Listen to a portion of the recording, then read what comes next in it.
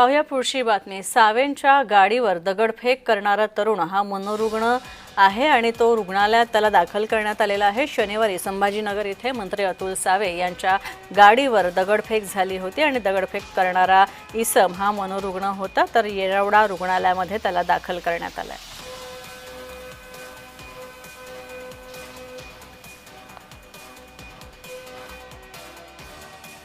से जुळून आम्ही या व्यक्तीला मी उंचवाडी येथे प्रादेशिक मनोरुग्णालय येथे घेऊन आलेलो आहे। त्यांनी काल माननीय मंत्री महोदय श्री अतुलजी सावे यांच्या गाडीला दगडफेक केली होती।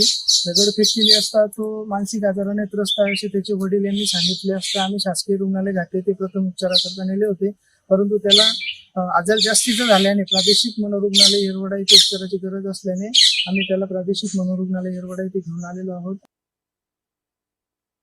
माननीय मंत्री महोदय अतुल सावे साहेब यांच्या गाडीवर दगडफेक केली होती। त्या मनोरुग्ण गणेश शेजूळ यास आम्ही ताब्यात घेऊन घाटी रुग्णालय येथे गेलो होतो। घाटी रुग्णालयात मानसोपचार तज्ञ त्यांनी अधिक उपचारकामी त्यांनी ट्रीटमेंट दिली। अधिक उपचारकामी त्याला जास्त आजार असल्याने त्याला पुन्हा येथे येरवडा हॉस्पिटल मेंटल हॉस्पिटल ते अधिक उपचार काम दाखल करण्यात आले आहे।